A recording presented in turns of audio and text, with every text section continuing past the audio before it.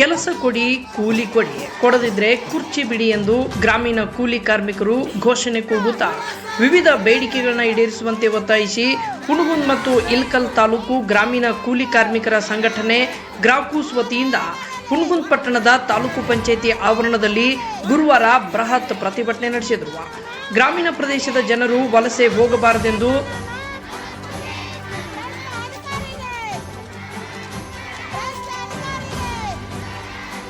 ಮಹಾತ್ಮ ಗಾಂಧಿ ಉದ್ಯೋಗ ಖಾತ್ರಿ ಯೋಜನೆಯನ್ನ ಜಾರಿಗೆ ತಂದ್ರೆ ಅಧಿಕಾರಿಗಳ ದಿವ್ಯ ನಿರ್ಲಕ್ಷ್ಯದಿಂದ ನರೇಗಾ ಕೂಲಿ ಕಾರ್ಮಿಕರಿಗೆ ಸರಿಯಾಗಿ ಕೆಲಸ ಸಿಗುತ್ತಿಲ್ಲ ಎಂದು ಅಧಿಕಾರಿಗಳ ವಿರುದ್ಧ ಕಾರ್ಮಿಕರು ಆಕ್ರೋಶವನ್ನ ವ್ಯಕ್ತಪಡಿಸಿದರು.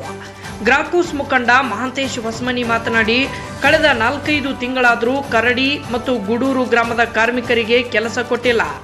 ಜೊತೆಗೆ ಬೇರೆ ಪಂಚಾಯಿತಿಯಲ್ಲಿ ಕಾರ್ಮಿಕರಿಗೆ ಅವಶ್ಯಕತೆ ಇದ್ದಾಗ ಕೆಲಸ ಕೊಡುತ್ತಿಲ್ಲ. Job card, Aadhaar shift, job card divide ಮತ್ತು ಅದರ ರಿಮೂವ್ ಮಾಡುತ್ತಿಲ್ಲ. ರಿಜೆಕ್ಟ್ ಪೇಮೆಂಟ್ ಮತ್ತು 0 NMR ದಿಂದ ಕೂಲಿ ಸಮಸ್ಯೆ ಉಂಟಾಗಿದೆ. ಸುಮಾರು 2 ವರ್ಷವಾದರೂ ಹಿರೇಶಿಂಗನಗುತ್ತಿ, ಕೆಲೂರು, ಬೂದಿಹಾಳ, SK ಗ್ರಾಮ ಪಂಚಾಯಿತಿ ವ್ಯಾಪ್ತಿಯಲ್ಲಿ ವೈದ್ಯಕೀಯ ವೆಚ್ಚ ಸಿಗುತ್ತಿಲ್ಲ. ಹುಣಗುಂದ್ ಮತ್ತು ಇಳಕಲ್ ತಾಲೂಕಿನ ಒಟ್ಟು 24 ಗ್ರಾಮ ಪಂಚಾಯಿತಿಗಳಲ್ಲಿ ನರೇಗಾ ಯೋಜನೆ ಅಸಮರ್ಪಕವಾಗಿ ಅನುಷ್ಠಾನಗೊಳ್ಳುತ್ತಿದೆ. ಇದನ್ನ ಸರಿಪಡಿಸಬೇಕು. ಅಲ್ಲದೆ ನಮ್ಮ ಬೇಡಿಕೆಗಳನ್ನ ಮೇ ತಿಂಗಳಿನಿಂದ ಸಂಬಂಧಪಟ್ಟ ಪಂಚಾಯಿತಿಯ PDO, AD, EO, DS, CO ಅವರ ಗಮನಕ್ಕೆ ತಂದರೂ ನಮ್ಮ ಸಮಸ್ಯೆ ಬಗೆಹರಿದಿಲ್ಲ. ಹಾಗಾಗಿ ನಮ್ಮ ಬೇಡಿಕೆ ಈಡೇರುವವರೆಗೂ ನಮ್ಮ ಹೋರಾಟವನ್ನ ಮುಂದುವರಿಸುತ್ತೇವೆ ಎಂದು ಎಚ್ಚರಿಕೆ ಕೊಟ್ಟರು. ಇನ್ನು ನಾವು ಪ್ರತಿಭಟನೆಯನ್ನ ಹಮ್ಮಿಕೊಳ್ಳುತ್ತೇವೆ ಎನ್ನುವ ಉದ್ದೇಶದಿಂದ ಅಧಿಕಾರಿಗಳು ಅಡಿಷನಲ್ ಕ್ರಿಯಾ ಯೋಜನೆಗೆ ಬುಧವಾರ ಅಪ್ರೂವಲ್ ನೀಡಿ ಕಾರ್ಮಿಕರ ಮುಂದೆ ಮಸುಳೆ ಕಣ್ಣೀರನ್ನ ಸುರಿಸುವ ಕೆಲಸ ಮಾಡ್ತಿದ್ದಾರೆ ಎಂದು ಅಧಿಕಾರಿಗಳಿಗೆ ಹಿಡಿ ಶಾಪ ಹಾಕಿದ್ರು. ಈ ಮಧ್ಯದಲ್ಲಿ ತಾಲೂಕು ಪಂಚಾಯಿತಿ ಇಒ ಮುರಳೀಧರ್ ದೇಶಪಾಂಡೆ ಕೆಲವೊಂದು ತಾಂತ್ರಿಕ ದೋಷಗಳಿಂದ ತಮಗೆ ಕೆಲಸ ಕೊಡುವುದರಲ್ಲಿ ತಡವಾಗಿದೆ. ಹೆಚ್ಚುವರಿ ಕ್ರಿಯಾ ಯೋಜನೆ ಈಗಾಗಲೇ ಅನುಮತಿ ಸಿಕ್ಕಿದ್ದು ಅಕ್ಟೋಬರ್ 1ರೊಳಗೆ ತಮಗೆಲ್ಲ ಕೆಲಸ ನೀಡಲಾಗುವುದೆಂದು ತಿಳಿಸುವುದಾಗಲೂ ಕಾರ್ಮಿಕರು ಇದಕ್ಕೆ ಒಪ್ಪಿಕೊಳ್ಳದೆ ಪ್ರತಿಭಟನಾ ಸ್ಥಳದಲ್ಲಿ ನಮಗೆ ಎಲ್ಲಾ ಪಂಚಾಯಿತಿಗಳ ಕೆಲಸದ NMR ನೀಡಬೇಕು, ಅಂದಾಗ ಮಾತ್ರ ನಾವು ಪ್ರತಿಭಟನೆಯಿಂದ ಹಿಂದೆ ಸರಿಯುತ್ತೇವೆ, ಇಲ್ಲದಿದ್ದರೆ ಅನಿರ್ದಿಷ್ಟಾವಧಿಯವರೆಗೆ ಪ್ರತಿಭಟನೆ ಮುಂದುವರಿಸುತ್ತೇವೆ ಎಂದು ಕೂಲಿ ಕಾರ್ಮಿಕರು ಪಟ್ಟು ಹಿಡಿದು ಕುಳಿತಿರುವ. ಈ ವೇಳೆ ಶಾರದಾ ಪರನಗೌಡರ್, ಸೌಮ್ಯ ವಟವಟಿ, ದೀಪಾ ತೋಟರ್, ಅಮರೇಶ್ ನಂದವಾಡಗಿ, ದೇವಮ್ಮ ವಾಲಿಕಾರ್, ಪರಶು ಮಾದರ್, ಸುವರ್ಣ ತೊಗರಿ, ರೇಣುಕಾ ತುಪ್ಪದ್, ಮಹಾದೇವಿ ಹಡಪದ್ ಸೇರಿ ನೂರಾರು ಕೂಲಿ ಕಾರ್ಮಿಕರು ಪ್ರತಿಭಟನೆಯಲ್ಲಿ ಭಾಗಿಯಾಗಿದ್ದರು.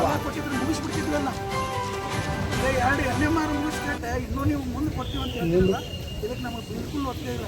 ನೀವು 4 ದಿವಸ ಕೊಡ್ತೀನಿ ಅಂತ ಹೇಳಕ್ಕೆ ನೀವು ಇಲ್ಲಿಗೆ ಯಾಕೆ ಬರಬೇಕಾಗಿತ್ತು? ನಾವು ಹೇಳೇ ಬಿಟ್ಟಿವಿ 20+ ಅಪ್ರೂವ್ ಸಿಗ್ಬೇಕಂತ ಹೇಳ್ತೇವೆ.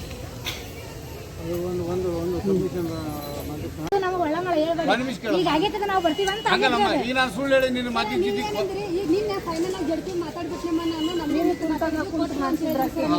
ಈಗ ಇದೇ ವಿಷಯನ ನಮಗೆ ಪೂರ ಮಿಸ್ಬಿಟ್ಟೈತ್ರಿ ಸರ್. ನೀವು ಮೊದಲು ಅಪ್ರೂವ್ ಕೊಡ್ರಿ ಅಂತ ಜಡ್ತಿಯವರು ನೀವು ಒತ್ತಾಯ ಆಗ್ಬಿಟ್ಟು ಕೊಟ್ಟಿರಿ. ಉಜ್ವಲ್ ಸರ್,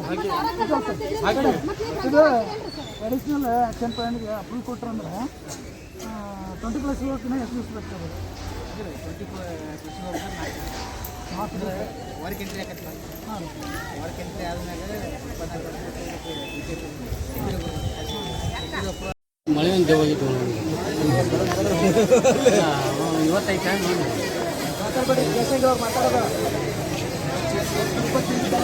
ತರ್ತೀನಿ. ಅದು ತಮಗೆ ಗೊತ್ತದ. ನಮ್ಮೆಲ್ಲ ತಂಡದೆಲ್ಲ ಪ್ರಮುಖರಿಗೆ ನೀವೆಲ್ಲ ಏನು ಮುಂಚೂಣಿಯಲ್ಲಿ ಇದ್ದೀರಲ್ಲ, ನಿಮ್ಮ ಮಾಹಿತಿ ಅದ. ಕೆಲವೊಂದು ಈಗ ಅವ್ರು ಹೇಳಿದಂಗೆ ಕ್ರಿಯಾ ಯೋಜನೆ ಹೇಳ್ತೀವಮ್ಮ, ಅವ್ರು ಏನು ಹೇಳ್ತಾರೆ ಹೇಳ್ತೀವಿ. 20+, ಆಮೇಲೆ 0 ಪೇಮೆಂಟ್ ಆಗೋದು ನಮ್ಮ ಹಂತದಾಗ ಅದಾವ. ನಾವು ಮಾಡ್ಕೋಬೋದು. ಅದ್ರಾಗೇನು ತಪ್ಪು ತಡೆಗಳಾಗಿದ್ರೆ ಸರಿಪಡಿಸ್ಕೋಬೇಕು. ಅದ್ರ ಬಗ್ಗೆ ನಾನು 5ನೇ ತಾರೀಕೊಂದು 9ನೇ ತಾರೀಕೊಂದು ನಿಮ್ಮ ಜೊತೆ ನೇರವಾಗಿ ಅಧಿಕಾರಿಗಳನ್ನು ಕೂತ್ಕೊಂಡು ಸಭೆ ಮಾಡಿದ್ದೆ. ಅವ್ರು ಹೇಳಿದಂಗೆಲ್ಲ ಪ್ರೊಸೀಡಿಂಗ್ನು ಮಾಡಿ ಅದು ಸಂಬಂಧಪಟ್ಟಂಥ ಯಾವ ವಿಷಯಗಳು ಬಗೆಹರಿದಾವ, ಯಾವ ವಿಷಯ ಬಗೆಹರಿದಿಲ್ಲ, ಏನು ಇಶ್ಯೂ ಎಂಬುದು ಅದನ್ನು ಹೇಳ್ತೀನಿ. ಒಂದು. ಎರಡನೇದು, ಕೆಲವೊಂದು ಮಾಹಿತಿಗಳು ಹೆಂಗದಾವ ಅಂದ್ರೆ ಸರ್ಕಾರ ಮಟ್ಟದಾಗ ನಿಯಮಗಳವ. ಅವನ್ನ ನೀವು ಸಾಕಷ್ಟು ಸಲ ಹೋರಾಟ ಮಾಡಿದಾಗ ಕೊಟ್ಟಿದ್ದಿ, ಬೇರೆ ಬೇರೆ ನಮ್ಮ ತಾಲೂಕಿನವರು ಕೊಟ್ಟಿದ್ರು. ನಾವು ಅದನ್ನೆಲ್ಲ ಸಂಬಂಧಪಟ್ಟಂಥ ಮಾಹಿತಿಯನ್ನು ಸರ್ಕಾರ ಮಟ್ಟಕ್ಕೆ ಕಳಿಸಿವೆ, ನಮ್ಮ ಜಿಲ್ಲಾಧಿಕಾರಿಗಳ ಮೂಲಕ ಕಳಿಸಿವೆ. ಅವುಗಳಿಗೆ ಕೆಲವೊಂದು ಬದಲಾವಣೆ ಆಗಬೇಕಾಗಿಲ್ಲ.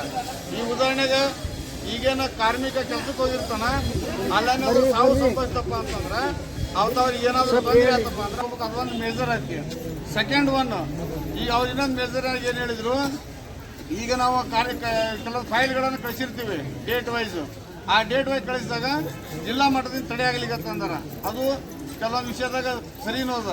ಅದು ಹೆಂಗಾಗ್ಲಿಕ್ಕತ್ತ ಅಂತಂದ್ರೆ, ಈಗ ಮೊದಲ ಏನು ಕಳೆದ ಬಂದು 6 ತಿಂಗಳಿಂದ ವರ್ಷದಿಂದ ನಮ್ಮದೇನು ಕೂಲಿ ಕಾರ್ಮಿಕರೆಲ್ಲ ಕೆಲಸ ಮಾಡ್ತಿದ್ವಿ. ಅಂದ್ರೆ ಈ ಏಪ್ರಿಲ್ದಿಂದ ಹಿಡ್ಕೊಂಡು ಹಿಂದಿನ ಏಪ್ರಿಲ್ದಾಗ ನಾವು ಕೆಲಸ ಏನು ಸ್ಪಷ್ಟನೆ ಕೊಡ್ತಾರ, ಅವ್ರು ಬರ್ತೀನಿ ನಂತರ ನೀವು ಮಾಹಿತಿ ಕೊಡ್ತೀನಿ. ಒಂದು, ಎರಡನೇದು, ಈಗೇನು ಪ್ರಮುಖವಾಗಿ ತಾವೇನು ಬೇಡಿಕೆ ಕೊಟ್ಟಿದ್ರಿ, ಇವತ್ತಿನ ಸ್ಟ್ರೈಕಿಗೆ ಏನು ಬೇಡಿಕೆ ಕೊಟ್ಟಿದ್ರಿ, ಎರಡೂ ಅವಳಿ ತಾಲೂಕಿನಾಗ ಇಂತಿಂತಾವು ವಿಷಯಗಳವ ಅಂತಿಕೊಂಡು ನಮಗೆ ಕಾಮನ್ ಆಗಿ ಕೊಟ್ಟಿದ್ರಿ. ಇದಕ್ಕಿಂತ ಮುಂಚಿತವಾಗಿ ನಾವು ಕುಂದುಕೊರತೆ ಸಭೆ ಮಾಡಿದಾಗ ಎಲ್ಲ ಡಿಟೇಲ್ ಕೊಟ್ಟಿದ್ವಿ. ನಾವು ಯಾವ ಪಂಚಾಯತ್ಗೆ ಏನೇನು ಸಮಸ್ಯೆಗಳಿದೆ ಅಂತ ಡಿಟೇಲ್ ಕೊಟ್ಟಿರಿ. ಅವ್ರ ಬಗ್ಗೆ ನಾವೇನು ಕ್ರಮ ತಗೊಂಡಿವಿ, ನಿಮ್ಗೆ ಆ ಕ್ರಮದ ಬಗ್ಗೆ ಗೊತ್ತಾಯ್ತಿಲ್ಲ ಅನ್ನೋದ್ರ ಬಗ್ಗೆ ಚರ್ಚೆ ಮಾಡೋಣ. ಒಂದೇದು, ಒಂದು ವೇಳೆ ಇವೆಲ್ಲ ಸೆಟರೇಟ್ ಆದ ನಂತರ ನಂದೊಂದು ಮನವಿ ಅದ.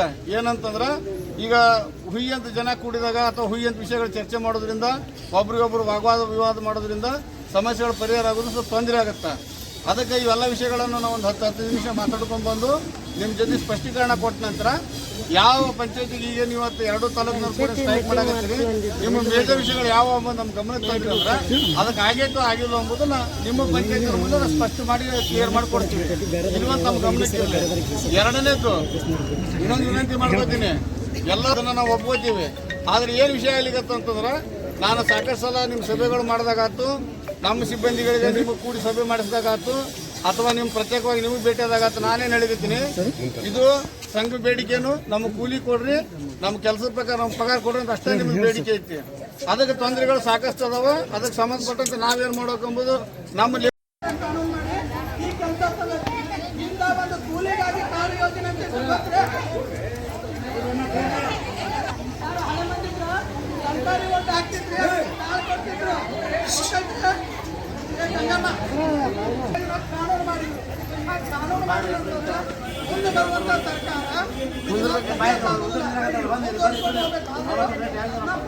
ಜನದಲ್ಲಿ ಉದ್ಯೋಗ ಖಾತ್ರಿ ಕಾಯ್ದೆಯಲ್ಲಿ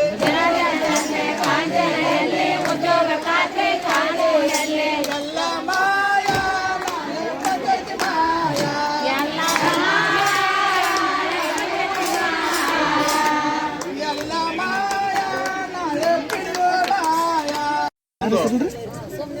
ನನ್ನ ಹತ್ರ ಇಷ್ಟ ವಿನಂತಿ ನಿಮ್ಮದು.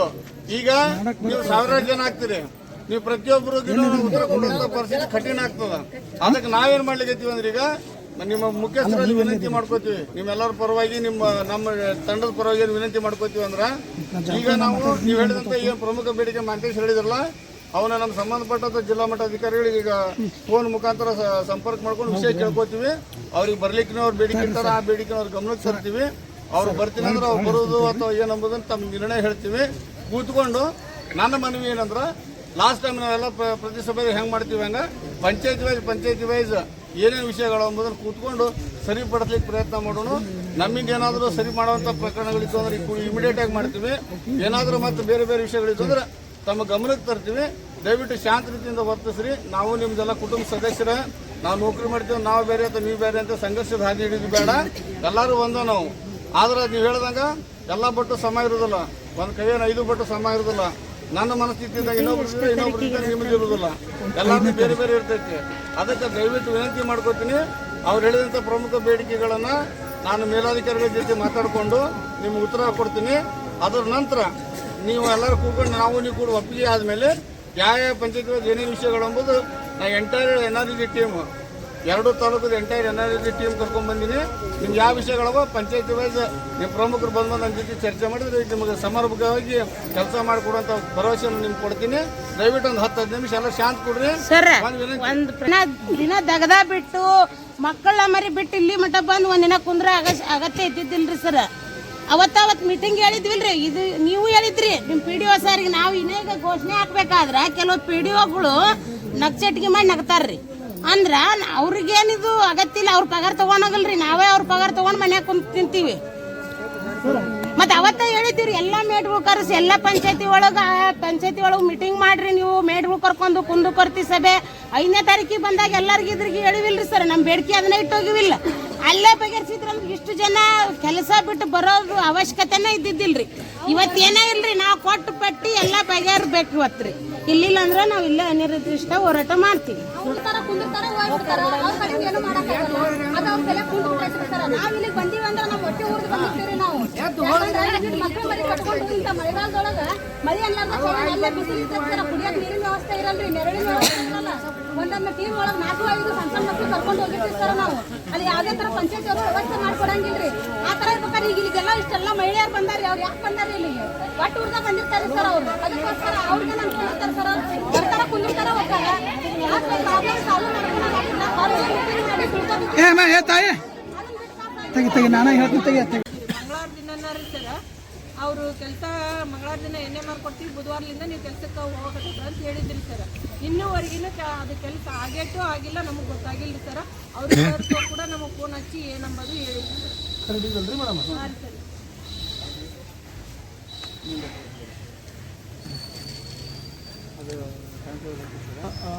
ನಿಮಗೆ ಕರಡಿ ಸಮಸ್ಯೆ ಹೇಳಿದ್ರಲ್ಲ ಮೇಡಮ್. ಮೊದಲಿಗೆ ಎಲ್ಲರಿಗೂ ನಮಸ್ಕಾರ. ನಾನು ಮಾನ್ಯ ಈಗಾಗಲೇ ನಮ್ಮ ಯುವ ಸರ್ ಹೇಳಿದಂಗೆ ಮುಖ್ಯ ಕಾರ್ಯಾಧಿಕಾರಿಗಳು ಒಂದು SBM ಪ್ರಗತಿ ವರದಿ ಅನ್ವಯ ತುರ್ತಾಗಿ ಅಲ್ಲಿರುವುದರಿಂದ ಮಾನ್ಯ ನಮ್ಮ ಉಪ ಕಾರ್ಯದರ್ಶಿಗಳು ಮೈಸೂರಲ್ಲಿ ತರಬೇತಿ ಇರೋದ್ರಿಂದ ಅವರ ಪರವಾಗಿ ನಿಮ್ಮೆಲ್ಲರ ಸಮಸ್ಯೆಗಳನ್ನು ಪರಿಹರಿಸಲು ಏನು ನಮ್ಮ ಹಂತದಲ್ಲಿ ಸಾಧ್ಯ ಇದೆ ಅದನ್ನು ಪರಿಹರಿಸೋದಾಗಿ ನಾನು ಜಿಲ್ಲಾ ಪಂಚಾಯತಿನ ಸಹಾಯಕ ಕಾರ್ಯದರ್ಶಿ ಬಂದೇನೆ. ಈಗ ಮೊದಲೇದಾಗಿ ನಮ್ಮ ಮೇಡಮ್ ಅವರುಗಳಲ್ಲೇ ನಿಮ್ಮ ಕ್ರೆಡಿ ಪಂಚಾಯತ್ ಮೇಡಮ್ 6 ವರ್ಷದ್ದು ಕ್ರಿಯಾಜನೆ ಸ್ಯಾಂಕ್ಷನ್ ಆಗಿದೆ ಮೇಡಮ್. ಈಗ 26ನೇ ತಾರೀಕಿಗೆ ಕ್ರಿಯಾಜನೆ ಸ್ಯಾಂಕ್ಷನ್ ಆಗಿದೆ. ಈಗ ನಾಳೆ ಇವತ್ತು CO ಸರ್ ಆಗಿದ್ದು ಇವತ್ತು ಬೆಳಿಗ್ಗೆ ಕ್ಲಿಯರ್ ಆಯಿತು.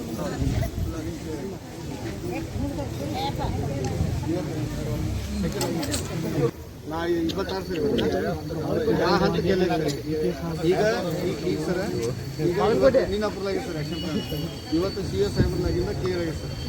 ನಾಳೆ ನಮ್ದಾಗಿದ್ದಾಗ ಅಲ್ಲಿ ಖುಷಿ ಆಗುತ್ತೆ CS ಸಾಹೇಬ್. 3ನೇ ದಿವಸಕ್ಕೆ ನಮ್ಮ GPS ಮಾಡೋಕೆ ಅವಕಾಶ ಸಿಗುತ್ತೆ. 28ನೇ ತಾರೀಕು ನಮಗೆ 20+ ಬರುತ್ತೆ ಸರ್. 4ನೇ ದಿವಸ ಅಂದ್ರೆ NMR ತೆಗೆದಕ್ಕೆ 29 ತನಕ ನಮಗೆ 29 ನಾವು 30 ತಾರೀಕು 30 ಕೆಲಸ ಕೊಡ್ತೀವಿ. ಯಾಕಂದ್ರೆ ಜನ ಜಾಸ್ತಿ ಅದ ಸರ್ ಅಲ್ಲಿ 2 ದಿವಸ ಅಲ್ಲಿ ಜನ ಭಾಳ 29 ಜನ ಕರಡಿ ಭಾಳ ಇದೆ ಸರ್. 29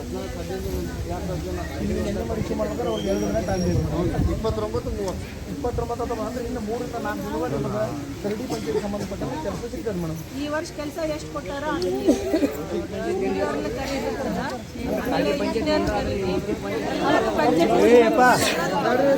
ಪಂಚಾಯತಿ ಸಮಸ್ಯೆ ಬಗೆಹರಿಸುದ್ರಿ ಸಾಹೇಬ್ರ.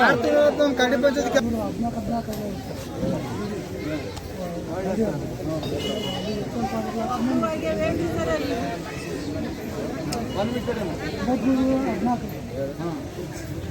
ಎರಡು ಸಲ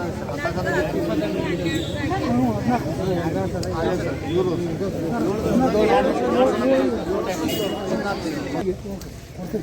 ಮೇಡಮ್ ಕ್ಲಿಯರ್ ಮತ್ತೇನಿದ್ರೆ ಹೇಳಿ ಇಲ್ರಿ ಸರ. ಯುವ ಸರ್ನು ಮೀಟಿಂಗ್ ತಗೊಂಡಾಗೂ ಇದೇ ಚರ್ಚೆ ಆಗೈತ್ರಿ. 7ನೇ ತಾರೀಕಿಗೂ ಕೆಲಸ ಕೊಡ್ತೀನಿ ಅಂತ ಒಪ್ಕೊಂಡಾರ್ರಿ. ಒಳ್ಳೆ ಮಣ್ಣಿನೂ ಕೊಡ್ತೀನಿ ಅಂತ 2 ಸಲ ಆಯ್ತು ನಾವು ಅವರಿಗೆ ಇದನ್ನ ಕೊಡಕತ್ರಿ ಸರ. ಈ ಸಲ ಮಾತ್ರ ನಾವು NMR ತೆಗೆತನೂ ಹೇಳಲ್ರಿ ಸರ. ಅಲ್ಲ ಒಂದು ನಿಮಿಷ ಕೇಳು, ನೀವು ಟೆಕ್ನಿಕಲ್ ನಾನು ಇದು ಏನಾಗ್ತೈತೆ ಬಾಗಲಕೋಟೆ ನಗರ ವೇಗವಾಗಿ ಬೆಳೆಯುತ್ತಿದೆ. ಆಧುನೀಕರಣವಾದಂತೆ ಬೇಡಿಕೆಗಳು ಬದಲಾಗುತ್ತವೆ. ಹೀಗೆ ಗೃಹ ಅಲಂಕಾರಿಕ ವಸ್ತುಗಳಾದ ಪರಿಸರ ಸ್ನೇಹಿ ಕಿಟಕಿ ಬಾಗಿಲುಗಳು ಅತ್ಯಾಕರ್ಷಕ ಬೆಲೆಯಲ್ಲಿ ಲಭ್ಯ ಇವೆ. ಕಿಂಜಾ ಸ್ಟೀಲ್ ಡೋರ್ಸ್ನಲ್ಲಿ ಕೇರಳದಲ್ಲಿ ತಯಾರಾಗುವ ಸ್ಟೀಲ್ ಡೋರ್ ಮತ್ತು ಕಿಟಕಿಗಳು ಸೇರಿದಂತೆ ಇತರೆ ಉಪಕರಣಗಳು AR ಎಂಟರ್ಪ್ರೈಸಸ್ ಪ್ಲೈವುಡ್ ಅಂಡ್ ಹಾರ್ಡ್ವೇರ್ನಲ್ಲಿ ಕೈಗೆಟುಕುವ ದರದಲ್ಲಿ ಸಿಗಲಿದೆ. ಉನ್ನತ ದರ್ಜೆಯ ಉಕ್ಕಿನ ಬಾಗಿಲುಗಳು ಮೊದಲ ಬಾರಿ ನಗರದಲ್ಲಿ ಸಿಗಲಿದೆ. 2009ರಲ್ಲಿ ಆರಂಭವಾದ ಕಿಂಜಾ ದೇಶಾದ್ಯಂತ ಶಾಖೆಗಳು ಆರಂಭವಾಗಿದೆ. ಅದರಂತೆ ಬಾಗಲಕೋಟೆಯಲ್ಲೂ ನೂತನ ಮಳಿಗೆ ಆರಂಭವಾಗಿದ್ದು ಗ್ರಾಹಕರ ಬೇಡಿಕೆ ಈಡೇರಿಸಲಾಗುವುದು ಎನ್ನುತ್ತಾರೆ AR ಎಂಟರ್ಪ್ರೈಸಸ್ನ ಮಾಲೀಕರು. ಉಕ್ಕಿನ ವಸ್ತುಗಳು ತಾಳಿಕೆ ಬಾಳಿಕೆ ಬರುತ್ತವೆ. ಇದರ ಸದುಪಯೋಗ ಪಡೆದುಕೊಳ್ಳಿ. ಮನೆ ಮಳಿಗೆಗಳಿಗೆ ಭದ್ರತೆಯನ್ನು ಒದಗಿಸಲಿದ್ದು ಉತ್ಪಾದನಾ ಗುಣಮಟ್ಟ, ಬೆಂಕಿ ನಿರೋಧಕತೆ, ಶೈಲಿ, ದಕ್ಷತೆಯಿಂದ ಕೂಡಿದ್ದು ಗ್ರಾಹಕರನ್ನು ಸೆಳೆಯುತ್ತಿದೆ.